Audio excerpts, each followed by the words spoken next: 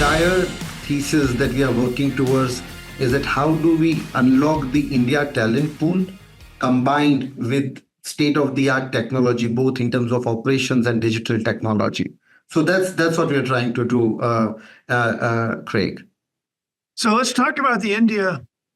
Yeah, let's talk about what you guys are. How much of your manufacturing is it all done in India, or is there some done in the U.S., or is everything done over in India and shipped over? So at this point in time, everything is done in India. Craig, what we intend to do as we move forward is to also set up a base in the US. And that has been the reason that I moved to the US along with my family, so that we can create a base closer to our customers and significantly accentuate it with the larger capacities in India. What kind of capability do you have in India right now? Let's just talk about the capabilities over there, and let's talk about the workforce, and obviously very highly educated workforce. What's your facilities look like right now as they are? So we have, at this point in time, we have 60,000 square feet of facility in India in one of grade A industrial parks. We are focusing to start with machining and structural assembly. So those are our focus areas. By year end, we would have close to 20 machines. We would have more than 65 to 70 people dedicatedly working for us and our customers out of India. And how are you finding? So, obviously, you're doing some work with Nat O'Connell at GSP, and how is that all working? How is that all working? Are they basically outsourcing some of their work to you? So let me tell you, we've gotten into a very good model with GS Precision. We have set up something we call as a global manufacturing center for GS Precision in India. So we have put in a shop for them. So we have carved out an exclusive space for GS Precision within our shop, where we are manufacturing exclusively GS Precision components. And I'm very glad to share with you, from the moment we signed our contract in May, and from May to August, in 4 to 5 months, we were able to set up a 30,000 square feet of air-conditioned space.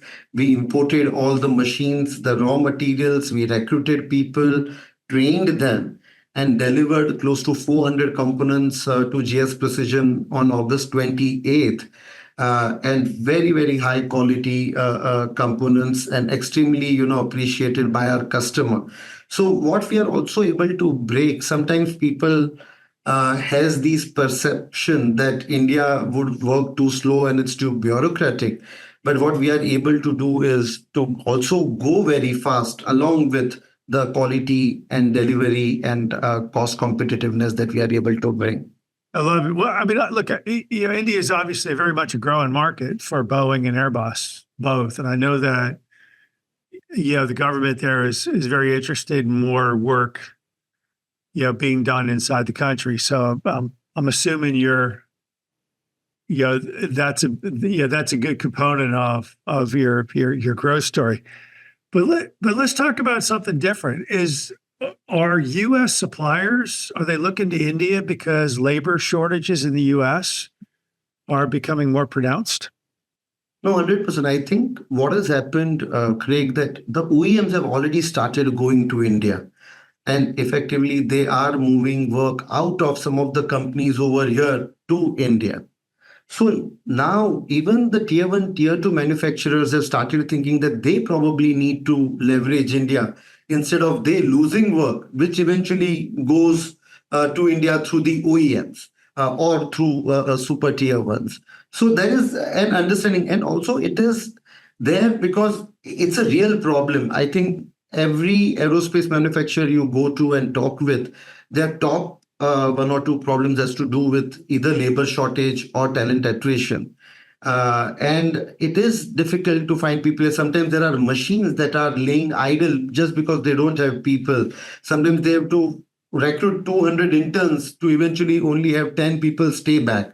So we have heard all these stories.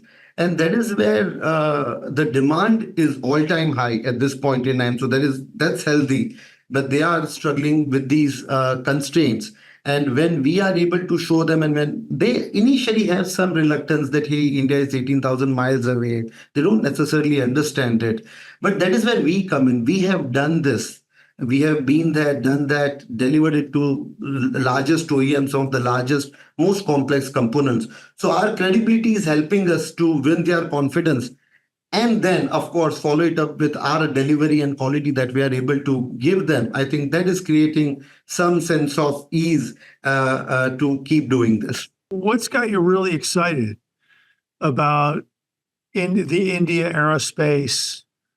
Obviously, it's a growing market. What's got you really excited about it? See, a couple of things, Craig. If you just see, today, India is among the top three aerospace and defense markets. So both for commercial aerospace as well as for defense aerospace. So that's on the market side. So that creates a gravitational pull, right, for everyone to come to India. On the supply side, on the manufacturing side, India at this point in time is the fastest growing aerospace manufacturing market. It is still small.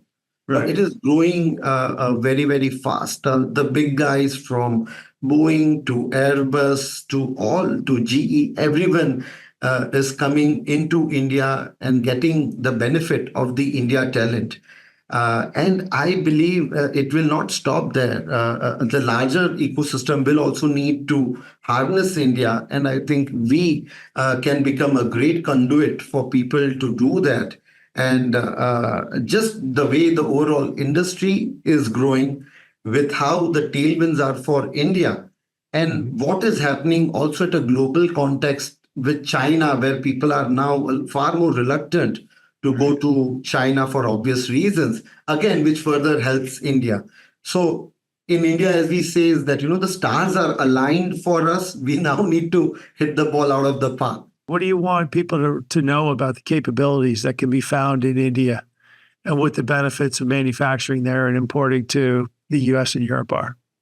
Right. So maybe 2-3 things that we need to educate people. One, many a times people make perceptions based on one experience that they have with India. It is important to understand that India is very big, very diverse, 1.5 billion people, and as diverse as an entire Europe in a country. So it is very difficult to generalize India.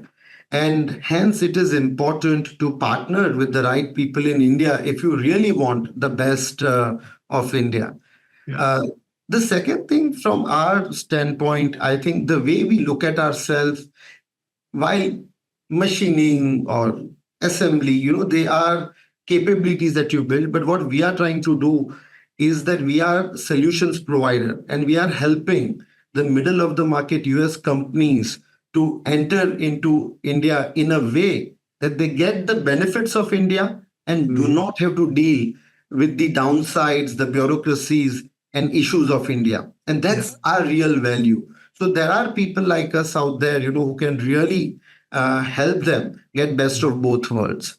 So, I think, and third thing, Craig, I believe one thing that maybe Indian suppliers should also think is that right now everyone or most of everyone is playing a game of labor arbitrage. And that's not a long-term game, because we have seen so many examples that something that was low cost is no longer a low-cost country because the entire economy grows.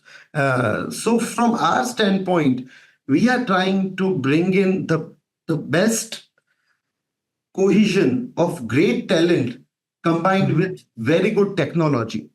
And our strength is not developing technology. Our strength is to convert technology into a value, either valuable for our customer, for our productivity, for our bottom line. But how do you do that? And then combination of talent and technology is what will eventually help us play the long game here.